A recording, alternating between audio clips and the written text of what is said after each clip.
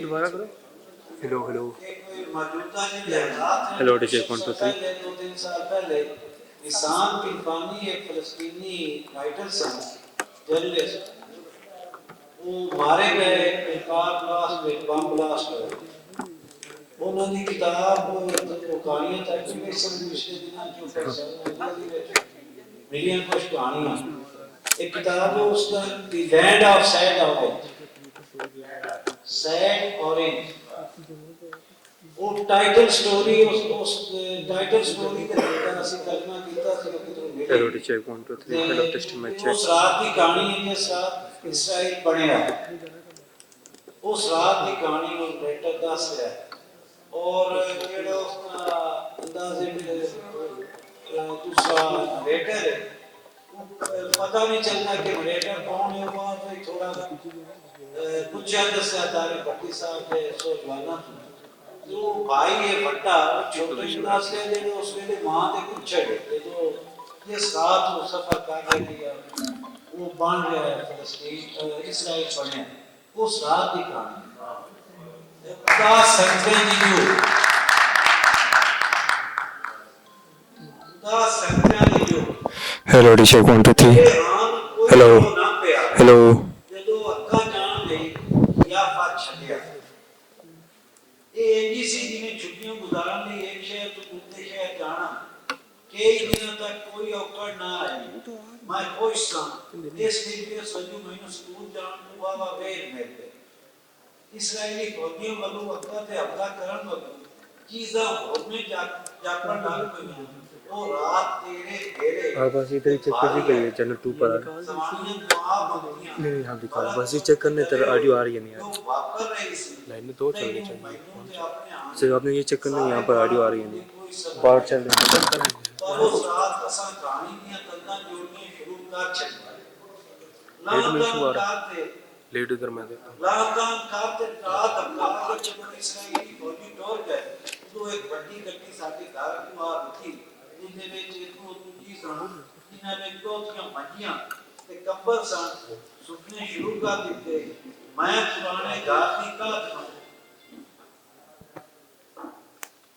मैं पुराने घर की कात ਨੂੰ ਕਾਂਡ ਦੇ ਕੇ ਖੜਾ ਸਾਂ हेलो हेलो ਵੇਖਿਆ हेलो तेरी मां हेलो ऋषभ 1 2 3 हेलो फिर तेरी खाला दूजे सारे निक्के जी तेरे प्यो तेनु चुक फर्नीचर उत्ते हेलो हेलो हेलो हेलो उसे वांग मैनू सिर ते चा गड्डी विच पै ट्रंक हेलो उत्ते चा वगाया उत्थे तेरा बिरार रियाज बैठा सी चुप मेरे टेक के बैठ तू पहला ही गड्डी चल पई वाल खांदी लम्मी सड़क जेड़ी रास नकूरा दां दी जावल जांदी पई आई तू ਜਾਂਦੀ ਪਈ ਹੈ ਤੂੰ ਅੱਖਾਂ ਹੁਣ ਹੌਲੀ ਹੌਲੀ ਨਜ਼ਰੂ ਦਰੇਡਾ ਹੁੰਦਾ ਗਿਆ ਥੋੜੇ ਬਹੁਤ ਬੱਦਲ ਸਨ ਹਵਾ ਨਾਲ ਮੈਨੂੰ ਪਾ ਲੱਗਣ ਲੱਗ ਪਿਆ ਰਿਆਜ਼ ਬੇਫਿਕਰੀ ਨਾਲ ਬਕਸੇ ਉੱਤੇ ਫਰਨੀਚਰ ਨੂੰ ਢੋਲਾ ਲੱਤਾਂ ਉਤਾਂ ਕਰ ਬੈਠਾ ਅਸਮਾਨ ਵੱਲ ਘੂਰੀ ਜਾ ਰਿਹਾ ਸੀ ਮੈਂ ਆਪਣੇ ਗੋਡਿਆਂ ਨੂੰ ਬਾਹਾਂ ਦੇ ਕਲਾਵੇ ਵਿੱਚ ਲੈ ਆਪਣੀ ਠੋਡੀ ਲੱਤਾਂ ਵਿੱਚ ਵਿਚਕਾਰ ਰੱਖ ਚੁੱਪ ਬੈਠਾ ਸਾਂ ਸਾਰੇ ਰਾਹ ਸੰਤਰਿਆਂ ਦੇ ਬੂਟਿਆਂ ਦੀ ਜੰਗੀਆਂ ਸਨ डर ते परेशानी हर एक नूं अपनी बुक्कड़ लिया होया सी गड्डी गिल्ली मिट्टी ते औख नाल चल रही सी कुछ फासले तो असां बंदूकां दे चलण दीयां आवाज़ां सुनियां जिवें ओह सानू अल्लाह बेली आख रहीआं होण जदों रास नकूरा नजर आया गड्डी रुक गई सवाणियां समान विचों थल्ले सवाणियां समान तो थल्ले लथियां ते संगतियां दी एक टोकरी यूटर लगाना पड़ेगा वहाँ पर रखना पड़ेगा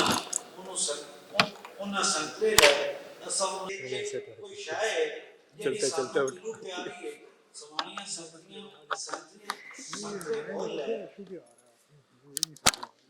वापस गड्डी वाल पलटियां तू दो तेरा प्यो ड्राइवर दे नाल वाली सीट तो लथा ते जुस्से दी आकड़ बन एक संतरा ले ओनु चुच पीते वेंदे निमाणे बाल वांगर डाई मार के रोमन लग गया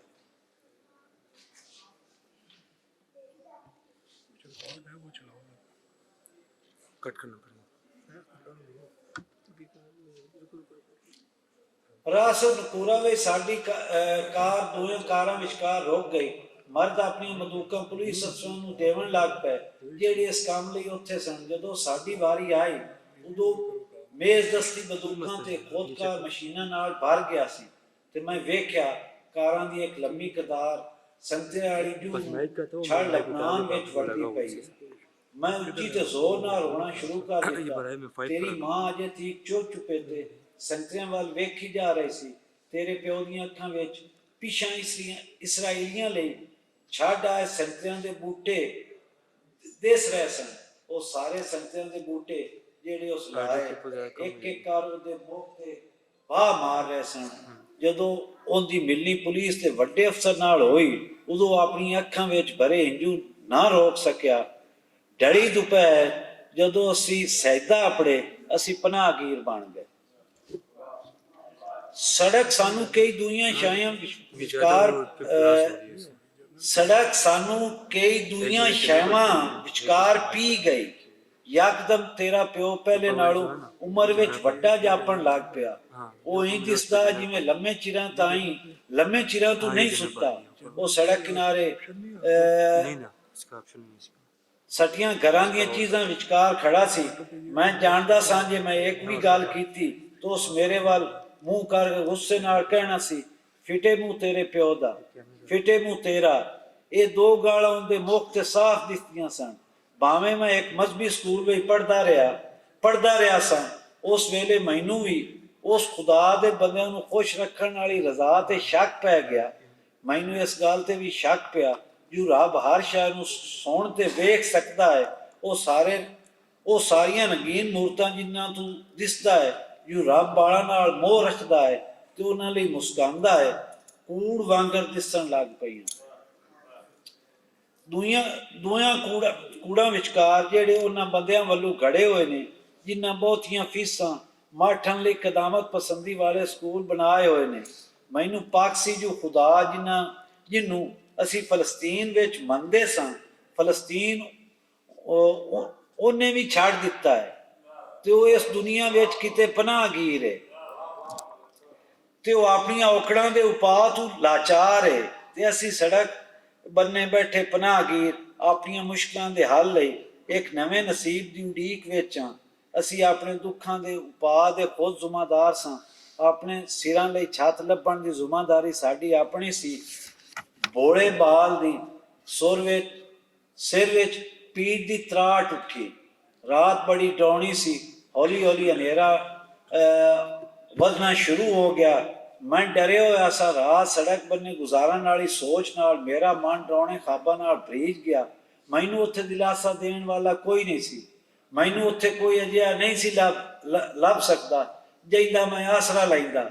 ਤੇਰੇ ਪਿਓ ਦੀ ਕਰੜੀ ਚੁੱਪ ਮੇਰੇ ਦਿਲ ਵਿੱਚ ਡਰ ਨੂੰ ਹੋਰ ਵਧਾ ਛੱਡਿਆ ਤੇ ਤੇਰੀ ਮਾਂ ਦੇ ਹੱਥ ਵਿੱਚ ਸੰਤਰਿਆਂ ਮੇਰੇ ਸੀਨੇ ਵਿੱਚ ਅੱਗ ਭੜਕਾ ਦਿੱਤੀ। ਹਰ ਕੋਈ ਚੁੱਪ ਸੀ। ਹਰ ਕੋਈ ਕਾਲੀ ਸੜਕ ਨੂੰ ਇਸ ਆਸ ਨਾਲ ਘੂਰ ਰਿਹਾ ਸੀ ਜੋ ਆਸਿਓ ਪਾਸਿਓਂ ਕੋਈ ਉਪਾਅ ਨਿਕਲੇ ਜਿਹੜਾ ਸਾਨੂੰ ਕਿਸੇ ਛੱਤ ਵੱਲ ਲੈ ਜਾਵੇ। ਤਦੋਂ ਮੁਕੱਦਰ ਜਾਗ ਪਿਆ। ਇਹ ਤੇਰਾ ਚਾਚਾ ਸੀ ਜਿਹੜਾ ਸ਼ਹਿਰ ਤੋਂ ਕੋਈ ਦਿਨ ਪਹਿਲਾਂ ਆ ਗਿਆ ਸੀ। ਉਹ ਸਾਡਾ ਲੇਖ ਬਣਿਆ। ਤੇਰਾ ਚਾਚਾ ਕੋਈ ਲਾਜਪਾਲ ਬੰਦਾ ਨਹੀਂ ਸੀ ਤੇ ਜਦੋਂ ਉਹ ਨਿਥਾਵਾਂ ਹੋਇਆ ਹੋਰ ਵੀ ਨਿਲਾਜ ਹੋ ਗਿਆ। ਉਹ ਇੱਕ ਘਰ ਗਿਆ ਜਿੱਥੇ ਯਹੂਦੀਆਂ ਦਾ ਇੱਕ ਟੱਬਰ ਰਹਿੰਦਾ ਸੀ। ਕਮਰੇ ਤੋਂ ਬੂਹਾ ਖੋਲ, ਉਸ ਵਿੱਚ ਪਿਆ ਸਮਾਨ ਬਾਹਰ ਸੁੱਟ, ਵਾਸੀਆਂ ਨੂੰ ਚੀਕ ਕੇ ਆਖਿਓ ਚਲੋ ਫਲਸਤੀਨ। ਪੱਕ ਆਈ ਜੀ ਉਹ ਫਲਸਤੀਨ ਤੇ ਨਾ ਗਏ ਪਰ ਉਹਦੇ ਓਛੇ ਪੰਨ ਤੇ ਕਾਵੜ ਤੋਂ ਡਰਦਿਆਂ ਉਹ ਇੱਕ ਹੋਰ ਕਮਰੇ ਵਿੱਚ ਚਲੇ ਗਏ ਤੇ ਉਹਨੂੰ ਉੱਥੇ ਮੌਜ ਮਾਣਨ ਲਈ ਛੱਡ ਗਏ। ਤੇਰਾ ਚਾਚਾ ਸਾਨੂੰ ਉਸ ਕਮਰੇ ਵਿੱਚ ਲੈ ਗਿਆ। ਅਸੀਂ ਉਹਦੇ ਟੱਬਰ ਤੇ ਘਰ ਦੇ ਸਮਾਨ ਵਿੱਚ ਢੇਰੀ ਹੋ ਗਏ। ਅਸੀਂ ਮਰਦਾਂ ਦੇ ਕੋਟਾਂ ਵਿੱਚ ਵਲਟੀ ਫਰਸ਼ ਤੇ ਸੁੱਤੇ। ਦਮੀ ਜਦੋਂ ਅਸੀਂ ਜਾਗੇ ਮਰਦ ਅਜੇ ਤਾਈਂ ਕੁਰਸੀਆਂ ਤੇ ਬੈਠੇ ਸਨ ਤੇ ਹੋਰ ਵੀ ਜੁੱਸਿਆਂ ਰਾਹੀਂ ਸਾਡੇ ਵਿੱਚ ਸਿਮਾਣਾ ਤੇ ਹੋਮਣੀ ਜੁੱਸਿਆਂ ਰਾਹੀਂ ਸਾਡੇ ਵਿੱਚ ਸਿਮਾਣਾ ਸ਼ੁਰੂ ਕੀਤਾ। ਸਾਡੇ ਸਭ ਜੁੱਸਿਆਂ ਵਿੱਚ ਅਸੀਂ ਸੈਦਾ ਵਿੱਚ ਬਹੁਤਾ ਚਿਰ ਨਾ ਰਹੇ। ਤੇਰੇ ਚਾਚੇ ਦੇ ਕਮਰੇ ਦੀ ਸਮਾਈ ਸਾਡੇ ਅੱਧਿਆਂ ਲਈ ਵੀ ਘੱਟ ਸੀ। ਮੁੜ ਵੀ ਅਸੀਂ ਉੱਥੇ ਤਿੰਨ ਦਿਨ ਰਹੇ। ਤੇਰੀ ਮਾਂ ਤੇਰੇ ਪਿਓ ਨੂੰ ਆਖਿਆ ਜਾਂ ਤੇ ਕੋਈ ਕੰਮ ਲੱਭੇ ਜਾਂ ਅਸੀਂ ਸੰਗਤਰਿਆਂ ਵੱਲ ਮੁੜ ਚਲੀਏ। ਤੇਰਾ ਪਿਓ ਬੜੀ ਕਾਵੜ ਨਾਲ ਉਹਦੇ ਨਾਲ ਖੇਡ ਪਿਆ। ਕਾਵੜ ਮੂਜਬ ਉਹਦੀ ਆਵਾਜ਼ ਕੰਬਣ ਲੱਗ ਪਈ। ਉਦੋਂ ਔਕੜਾਂ ਦਾ ਸਾਡੇ ਟੱਬਰ ਨਾਲ ਵਾਲ ਫੇਰ ਬਣ ਗਿਆ। ਇਹ ਖੁਸ਼ਹਾਲ ਕਦਰਾਂ ਨਾਲ ਪੱਕੀ ਜੁੜਤ ਵਾਲਾ ਟੱਬਰ ਜਿਹੜਾ ਉੱਥੇ ਸੰਗਤਰਿਆਂ ਦੀਆਂ ਜੰਗੀਆਂ, ਪੁਰਾਣੇ ਘਰ ਤੇ ਸ਼ਹੀਦਾਂ ਨਾਲ ਵਸਦਾ ਸੀ। ਮੈਨੂੰ ਨਹੀਂ ਪਤਾ ਤੇਰਾ ਪਿਓ ਕਿੱਥੋਂ ਪੈਸੇ ਲਿਆਇਆ। ਮੈਂ ਜਾਣਦਾ ਸਾਂ ਉਹ ਤੇਰੀ ਮਾਂ ਦੀਆਂ ਟੂੰਬਾਂ ਵੇਚ ਚੁੱਕਿਆ ਸੀ, ਜਿਹੜੀਆਂ ਉਹਨੇ ਇੱਕ ਵਾਰੀ ਉਹਨੂੰ ਖੁਸ਼ ਕਰਨ ਤੇ ਆਪਣੀ ਟੌਰ ਬਣਾਉਣ ਲਈ ਉਹਦੇ ਲਈ ਖਰੀਦੀਆਂ ਸਨ। ਪਰ ਟੂੰਬ ਛੱਲਾ ਸਾਡੇ ਮਸਲੇ ਮੁਕਾਉਣ ਲਈ ਕਾਫੀ ਨਹੀਂ ਸੀ। ਕੋਈ ਹੋਰ ਵਸੀਲਾ ਵੀ ਚਾਹੀਦਾ ਸੀ। ਕੀ ਤੇਰੇ ਪਿਓ ਉਧਾਰ ਰਕਮ ਫੜੀ ਸੀ? ਕੀ ਉਹਨੇ ਸਾਨੂੰ ਦੱਸੇ ਬਿਨਾਂ ਆਪਣੇ ਨਾਲ ਲਿਆਂਦੀ ਕੋਈ ਹੋਰ ਸ਼ੈ ਵੇਚ ਦਿੱਤੀ ਸੀ? ਮੈਂ ਨਹੀਂ ਆਖ ਸਕਦਾ, ਪਰ ਮੈਨੂੰ ਅਜੇ ਤਾਈਂ ਚੇਤਾ ਹੈ ਜੋ ਅਸੀਂ ਸੈਦਾ ਤੋਂ ਥੋੜਾ ਦੁਰੇਡੇ ਟੁਰ ਗਏ ਤਾਂ ਉੱਥੇ ਤੇਰਾ ਪਿਓ ਇੱਕ ਉੱਚੀ ਪਹਾੜੀ ਤੇ ਬਹਿ ਪਹਿਲੀ ਵਾਰ ਮੁਸਕਾਇਆ। ਉਹ ਫਾਤੇ ਫੌਜਾਂ ਨੂੰ ਪਿਛਾ ਹਟਣ ਲਈ ਮਈ ਦੀ 15 ਨੂੰ ਉਡੀਕ ਰਿਹਾ ਸੀ। ਮਈ ਦੀ 15 ਢੇਰ ਉਖਿਆਈਆਂ ਤੇ ਔਕੜਾ ਮਗਰੂ ਆਈ ਠੀਕ 12 ਵਜੇ। ਉਸ ਵੇਲੇ ਤਾਈਂ ਮੈਨੂੰ ਸੁੱਤੇ ਨੂੰ ਆਪਣੇ ਪੈਰ ਦਾ ਠਕੋਰਾ ਦਿੱਤਾ ਤੇ ਆਸ ਨਾਲ ਭਰੀ ਆਵਾਜ਼ ਵਿੱਚ ਗੱਜ ਕੇ ਆਖਣ ਲੱਗਾ, ਉੱਠ, ਅਰਬ ਫੌਜ ਫਲਸਤੀਨ ਵਿੱਚ ਵੜਦੀ ਵੇਖ। ਮੈਂ ਉੱਪੜਵਾ ਜਾਗਿਆ ਤੇ ਅਸੀਂ ਨੰਗੇ ਪੈਰੀ ਅੱਧੀ ਰਾਤੀ ਪਹਾੜੀਆਂ ਦੇ ਨਾਲ ਨਾਲ ਉਸ ਸੜਕ ਤੇ ਆਪਣਨ ਤਾਈਂ ਵੱਜਦੇ ਗਏ, ਜਿਹੜੀ ਪਿੰਡ ਤੋਂ ਪੂਰਾ 1 ਕਿਲੋਮੀਟਰ ਦੂਰ ਸੀ। ਅਸੀਂ ਨਿੱਕੇ ਵੱਡੇ ਸਾਹ ਲੈ ਬਿਨਾਂ ਕਮਲਿਆਂ ਵਾਂਗ ਵੱਜਦੇ ਗਏ। ਅਸਾਂ ਕੁਝ ਫਾਸਲੇ ਤੋਂ ਰਾਸ ਨਕੂਰਾ ਵੱਲ ਜਾਂਦੀਆਂ ਕਾਰਾਂ ਦੀਆਂ ਬੱਤੀਆਂ ਦਾ ਚਾਨਣ ਵੇਖਿਆ। ਜਦੋਂ ਅਸੀਂ ਵੱਡੀ ਸੜਕ ਤੇ ਅਪੜੇ ਸਾਨੂੰ ਕੋਈ ਠੰਡ ਮਹਿਸੂਸ ਹੋਈ, ਪਰ ਤੇਰੇ ਪਿਓ ਦੀ ਅਲਾ ਸ਼ੇਰੀ ਸਾਨੂੰ ਹਰ ਸ਼ੈ ਭੁਲਾ ਛੱਡੀ। ਉਸ ਨਿੱਕੇ ਬਾਲਾਂ ਵਾਂਗੂ ਕਾਰਾਂ ਪਿੱਛੇ ਭਜਣਾ ਸ਼ੁਰੂ ਕਰ ਦਿੱਤਾ। ਉਹ ਉਹਨਾਂ ਨੂੰ ਹੱਥ ਹਿਲਾ ਸਲਾਮ ਕਰਦਾ। ਉਹ ਟੁੱਟਦੀ ਆਵਾਜ਼ ਵਿੱਚ ਜ਼ੋਰ ਨਾਲ ਬੋਲਦਾ। ਉਹਦਾ ਸਾਹ ਉਖੜਨ ਲੱਗ ਪਿਆ, ਪਰ ਉਹ ਮੋੜ ਵੀ ਕਾਰਾਂ ਪਿੱਛੇ ਨਿੱਕੇ ਬਾਲ ਵਾਂਗੂ ਵੱਜਦਾ ਰਿਹਾ। ਅਸੀਂ ਉਹਦੇ ਨਾਲ ਉਸੇ ਵਾਂਗੂ ਚੀਕਾਂ ਮਾਰੇ ਵੱਜਦੇ ਰਹੇ ਤੇ ਸਲਾਨ ਜੋ ਸਿਪਾਹੀ ਇੱਕ ਥਾਂ ਟਿਕ ਖੜੋ ਤੇ ਚੁੱਪਚਾਪ ਸਾਨੂੰ ਆਪਣੇ ਟੋਪਾਂ ਹੇਠੋਂ ਵੇਖਦੇ ਰਹੇ। ਸਾਨੂੰ ਸਾਰਿਆਂ ਨੂੰ ਸਾਹ ਚੜ੍ਹਿਆ ਹੋਇਆ ਸੀ। ਤੇਰਾ ਪਿਓ ਭਾਵੇਂ 50 ਸਾਲ ਦਾ ਸੀ, ਮੋੜ ਵੀ ਵੱਜਦਾ ਰਿਹਾ। ਉਹ ਸਿਪਾਹੀਆਂ ਵੱਲ ਸਿਗਰਟ ਸੁੱਟ ਰਿਹਾ ਸੀ। ਉਹ ਵੱਜਦਾ ਰਿਹਾ ਤੇ ਅਸੀਂ ਬੱਕਰੀਆਂ ਦੇ ਨਿੱਕੇ ਜਿਹੇ ਅੱਜੜ ਵਾਂਗੂ ਉਹਦੇ ਪਿੱਛੇ ਰਹੇ।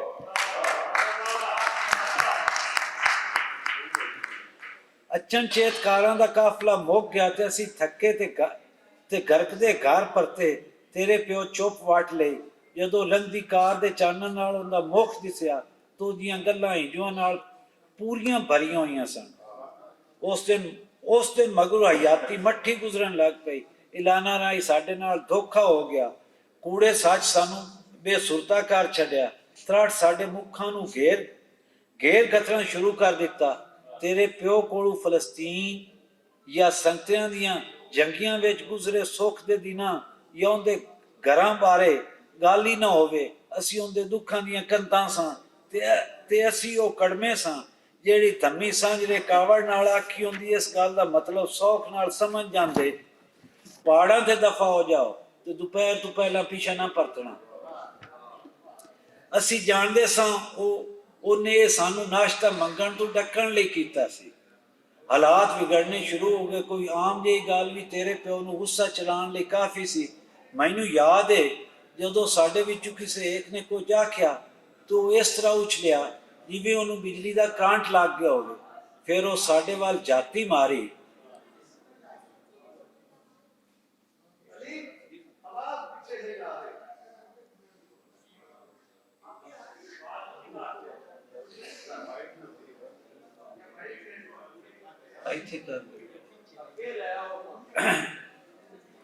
ਹਾਲਾਤ ਵਿਗੜਨੇ ਸ਼ੁਰੂ ਹੋ ਗਏ। ਕੋਈ ਆਮ ਜਿਹੀ ਗੱਲ ਵੀ ਤੇਰੇ ਪਿਓ ਨੂੰ ਗੁੱਸਾ ਚਲਾਉਣ ਲਈ ਕਾਫੀ ਸੀ।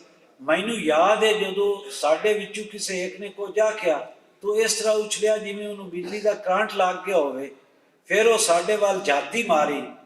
ਇੱਕ ਭੈੜੇ ਵਿਚਾਰ ਉਹਦੇ ਦਿਮਾਗ ਤੇ ਸੱਟ ਮਾਰੀ। ਉਹ ਇੰਝ ਉੱਠਿਆ ਜਿਵੇਂ ਆਪਣੇ ਰੋਗ ਦਾ ਉਪਾਅ ਢੂੰਡ ਰਿਹਾ ਹੋਵੇ। ਉਹਦੀ ਅਚਮੀ ਤੋਂ ਲੱਗੇ ਜੋ ਉਸ ਆਪਣੇ ਰੋਗ ਨੂੰ ਮੁਕਾਉਣ ਦਾ ਪੱਕਾ ਸਮਝ ਕਰ ਲਿਆ। ਕਿਸੇ ਵੱਡੀ ਮੁਸੀਬਤ ਵਿੱਚ ਪੈਣ ਤੋਂ ਪਹਿਲਾਂ ਵਾਲੀ ਦਹਿਸ਼ਤ ਉਹਦੀ ਖਿੱਚ ਤੋਂ ਮਹਿਸੂਸ ਹੁੰਦੀ। ਉਹ ਬੇਸੁੱਧੀਆਂ ਮਾਰਨ ਲੱਗ ਪਿਆ। ਉਹ ਬਵਾਲੀਆਂ ਲੈਂਦਾ ਇੰਜ ਆਪੇ ਜੋ ਉਹ ਸ਼ੈ ਵੇਖ ਰਿਹਾ ਜਿਹੜੀ ਅਸੀਂ ਨਹੀਂ ਸਾਂ ਵੇਖ ਸਕਦੇ। ਫਿਰ ਉਸ ਇੱਕ ਸੰਦੂਕ ਵਿੱਚ ਛਾਲ ਮਾਰੀ ਜਿਹੜਾ ਅਸੀਂ ਅੱਕਾ ਤੋਂ ਨਾਲ ਲਿਆਏ ਸਨ। ਉਸ ਉਹਦੇ ਵਿੱਚ ਪਈਆਂ ਚੀਜ਼ਾਂ ਤਰੱਠੇ ਤੇ ਜਲਿਆਂ ਵਾਂਗ ਖਿਲਾਰਨੀਆਂ ਸ਼ੁਰੂ ਕਰ ਦਿੱਤੀਆਂ। ਉਸੇ ਜੱਟ ਤੇਰੀ ਮਾਂ ਮਮਤਾ ਵਾਲਾ ਜਜ਼ਬਾ ਲੈ ਅਗਾਂਹ ਵਧੀ। ਉਸ ਉਹਦੇ ਦਿਮਾਗ ਵਿੱਚ ਵਾਪਰੀ ਨੂੰ ਜਾਣਦੇ ਹੋਇਆਂ ਸਾਨੂੰ ਘਰੋਂ ਬਾਹਰ ਧੱਕਣਾ ਸ਼ੁਰੂ ਕੀਤਾ ਤੇ ਸਾਨੂੰ ਪਹਾੜ ਵੱਲ ਨੱਸ ਜਾਵਣ ਦਾ ਆਖਿਆ। ਉਹਦੀ ਮਰਜ਼ੀ ਖਿਲਾਫ ਅਸੀਂ ਖਿੜਕੀ ਨਾਲ ਚੰਬੜ ਗਏ ਤੇ ਆਪਣੇ ਨਿੱਕੇ ਨਿੱਕੇ ਕੰਨ ਉਹਦੀ ਲੱਕੜ ਨਾਲ ਚਬੋੜ ਲਏ। ਅਸਾਂ ਡਰੇ ਹੋਇਆਂ ਤੇਰੇ ਪਿਓ ਨੂੰ ਇਹ ਕਹਿੰਦਿਆਂ ਸੁਣਿਆ, ਮੈਂ ਉਹਨਾਂ ਨੂੰ ਤੇ ਆਪਣੇ ਆਪ ਨੂੰ ਮਾਰ ਛੱਡਾਂਗਾ। ਮੈਂ ਇਹਨੂੰ ਖਤਮ ਕਰਨਾ ਚਾਹਨਾ। ਅਸਾਂ ਤਾਕਾਂ ਦੀਆਂ ਜੀਤਾਂ ਵਿੱਚੋਂ ਲੋਕ ਕੇ ਵੇਖਣਾ ਸ਼ੁਰੂ ਕੀਤਾ। ਅਸਾਂ ਤੇਰੇ ਪਿਓ ਨੂੰ ਭੋਂ ਤੇ ਡਿੱਗਾ ਔਖੇ ਸਾਹ ਲੈਂਦਿਆਂ ਤੇ ਦੰਦ ਪੀਂਦਿਆਂ ਵੇਖਿਆ। ਤੇਰੀ ਮਾਂ ਥੋੜਾ ਦੂਰ ਖੜੀ ਉਹਨੂੰ ਵੇਖਦੀ ਪਈ ਸੀ। ਉਹਦੇ ਮੁਖ ਤੇ ਦਹਿਸ਼ਤ ਦਾ ਲੇਪ ਸੀ। ਪਹਿਲਾਂ ਤਾਂ ਉੱਥੇ ਵਾਪਰਦੀ ਪਈ ਵੀ ਮੈਨੂੰ ਕੋਈ ਸਮਝ ਨਾ ਲੱਗੀ। ਮੈਨੂੰ ਚੇਤਾ ਹੈ ਜਦੋਂ ਮੈਂ ਉਹਦੇ ਤੇਰੇ ਪਿਓ ਪਾਸੇ ਨਾਲ ਪਿਆ ਕਾਲਾ ਪਿਸਤੌਲ ਵੇਖਿਆ। ਮੈਂ ਉੱਥੋਂ ਨੱਸਣ ਜਿਤਨਾ ਤੇਜ਼ ਮੈਂ ਨੱਸ ਸਕਦਾ ਸਾਂ ਦੀ ਸੁੱਜੀ ਜੂ ਮੈਂ ਚੰਚੇਤ ਮੱਥੇ ਲੱਗਣ ਵਾਲੇ ਭੂਤ ਤੋਂ ਬਚ ਰਿਹਾ ਹੋਵਾਂ। ਮੈਂ ਘਰ ਤੋਂ ਬਚਦਾ ਪਹਾੜਾਂ ਵੱਲ ਨੱਸ ਗਿਆ। ਜਿਵੇਂ ਮੈਂ ਘਰ ਤੋਂ ਦੂਰ ਹੁੰਦਾ ਗਿਆ ਮੈਨੂੰ ਲੱਗਾ ਮੈਂ ਉਵੇਂ ਆਪਣੇ ਬਚਪਨ ਤੋਂ ਦੂਰ ਹੁੰਦਾ ਜਾ ਰਿਹਾ ਸਾਂ। ਮੈਨੂੰ ਇਹ ਪੱਕ ਹੋਣਾ ਸ਼ੁਰੂ ਹੋਇਆ ਜੋ ਸਾਡੀ ਯਾਦੀ ਹੁਣ ਇੰਝ ਦੀ ਨਹੀਂ ਰਹੀ। ਮਾਮਲਾਤ ਏਡੇ ਸਾਦੇ ਨਹੀਂ ਜਿਵੇਂ ਲੱਗਦੇ ਨੇ ਤੇ ਯਾਦੀ ਆਪ ਵੀ ਇੰਝ ਦੀ ਸ਼ੈ ਨਹੀਂ ਜਿੰਦੀ ਤੁਸੀਂ ਖੁਸ਼ੀ ਨਾਲ ਸਿੱਖ ਰੱਖੋ। ਗੱਲ ਹੁਣ ਉਸ ਕਿਨਾਰੇ ਤਾਈਂ ਅੱਪੜ ਗਈ ਸੀ ਜੋ ਆਪਣੇ ਆਪ ਉਹਨਾਂ ਤੋਂ ਵਾਰ ਛੱਡੇ। ਕਿਉਂ ਜੂ ਇਹੋ ਇੱਕ ਸ਼ੈ ਬਚੀ ਸੀ ਜਿਹੜੀ ਇੱਕ ਪਿਓ ਬਾਲਾਂ ਨੂੰ ਦਾਨ ਕਰ ਸਕਦਾ ਸੀ। ਇਸ ਲਈ ਹੁਣ ਤੇ ਅਗਾਂਹ ਤੋਂ ਸਾਨੂੰ ਚਾਹੀਦਾ ਸੀ ਜੋ ਧਿਆਨ ਨਾਲ ਪੈਰ ਚੁੱਕੀਏ, ਭਲੇ ਮਾਨਸ ਬਣੀਏ। ਪਿਓ ਜਦੋਂ ਆਪਣੀਆਂ ਔਕੜਾਂ ਦੀ ਗੱਲ ਕਰੇ ਤੇ ਚੁੱਪ ਰਹੀਏ, ਭਾਵੇਂ ਜਿਤਨੇ ਵੀ ਭੁੱਖੇ ਹੋਈਏ ਰੋਟੀ ਨਾ ਮੰਗੀਏ। ਅਸੀਂ ਉਦੋਂ ਸਾਰ ਹਲਾ ਹੱਸ ਕੇ ਤਾਬੇਦਾਰੀ ਵਿਖਾਈਏ। ਜਦੋਂ ਉਹ ਜ਼ੋਰ ਨਾਲ ਲਲਕਰ ਕੇ ਆਖੇ ਪਹਾੜ ਵੱਲ ਟੁਰ ਜਾਓ ਤਾਂ ਦੁਪਹਿਰ ਤੋਂ ਪਹਿਲਾਂ ਪਿੱਛਾ ਨਾ ਪਰਤਣਾ। ਨਿਮਾਸ਼ਾਂ ਵੇਲੇ ਜਦੋਂ ਹਨੇਰਾ ਘਰਾਂ ਤੇ ਖਿਲਰਿਆ ਤੇਰਾ ਪਿਓ ਉੱਥੇ ਹੀ ਤਾਪ ਨਾਲ ਭੜਕ ਰਿਹਾ ਸੀ। ਤੇਰੀ ਮਾਂ ਕੋਲ ਬੈਠੀ ਸੀ। ਸਾਡੀਆਂ ਅੱਖਾਂ ਹਨੇਰੇ ਵਿੱਚ ਬਿੱਲੀ ਦੀਆਂ ਅੱਖਾਂ ਵਾਂਗ ਚਮਕ ਰਹੀਆਂ ਸਨ। ਸਾਡੇ ਲੱਭ ਇੰਝ ਜੁੜੇ ਹੋਏ ਸਨ ਜਿਵੇਂ ਕਦੀ ਖੁੱਲੇ ਹੀ ਨਾ ਹੋਣ, ਜਿਵੇਂ ਕਿਸੇ ਪੁਰਾਣੇ ਫਾਟ ਦਾ ਨਿਸ਼ਾਨ। ਅਸੀਂ ਉੱਥੇ ਅਰੂੜੀ ਹੋਏ ਪਏ ਸਾਂ। ਬਾਲ ਕੁਨੇ ਨੂੰ ਪਾ ਸੰਗਤਰੇ ਵਾਲੀ ਜੂਹ ਤੋਂ ਦੂਰ ਸਾਨੂੰ ਇੱਕ ਬੁੱਢੇ ਵਾਹੀਵਾਨ ਦੱਸਿਆ ਜੋ ਸੰਗਤਰਿਆਂ ਦੇ ਉਹ ਬੂਟੇ ਸੜ ਸੁੱਕ ਜਾਂਦੇ ਨੇ ਜਿਨ੍ਹਾਂ ਨੂੰ ਪਰਾਇਆ ਹੱਥ ਪਾਣੀ ਦੇਵੇ। ਤੇਰਾ ਪਿਓ ਅਜੇ ਬਿਮਾਰ ਸੀ, ਮੰਜੀ ਤੋਂ ਥੱਲੇ ਡਿੱਗ ਪਿਆ। ਤੇਰੀ ਮਾਂ ਅੱਖਾਂ ਵਿੱਚੋਂ ਦੁੱਖ ਦੇ ਹੰਝੂ ਕੇਰਦੀ ਪਈ ਸੀ। ਜਿੰਨਾ ਉਸ ਦਿਨ ਤੂੰ ਪਿੱਛੇ ਅੱਖਾਂ ਦਾ ਸਾਥ ਨਹੀਂ ਛੱਡਿਆ। ਤੇਰਾ ਪਿਓ ਅਜੇ ਬਿਮਾਰ ਸੀ, ਮੰਜੀ ਤੋਂ ਥੱਲੇ ਡਿੱਗ ਪਿਆ। ਤੇਰੀ ਮਾਂ ਅੱਖਾਂ ਵਿੱਚੋਂ ਦੁੱਖ ਦੇ ਹੰਝੂ ਕੇਰਦੀ ਪਈ ਸੀ। ਜਿੰਨਾ ਉਸ ਦਿਨ ਤੂੰ ਪਿੱਛੋਂ ਅੱਖਾਂ ਦਾ ਸਾਥ ਨਹੀਂ ਛੱਡਿਆ। ਮੈਂ ਧੁਤਕਾਰਿਆਂ ਹੋਇਆਂ ਵਾਂਗ ਲੋਕ ਕੇ ਘਰ ਵਿੱਚ ਵੜਿਆ। ਜਦੋਂ ਮੈਂ ਤੇਰੇ ਪਿਓ ਨੂੰ ਬੜੀ ਰੋਹ ਨਾਲ ਕੰਬਦਿਆਂ ਵੇਖਿਆ, ਮੈਂ ਉਸੇ ਵੇਲੇ ਥਲਵੇਂ ਮੇਜ਼ ਤੇ ਸੰਗਤਿਆਂ ਦੇ ਨੇੜੇ ਪਿਆ ਕਾਲਾ ਪਿਸਤੌਲ ਵੇਖਿਆ। ਸੰਗਤ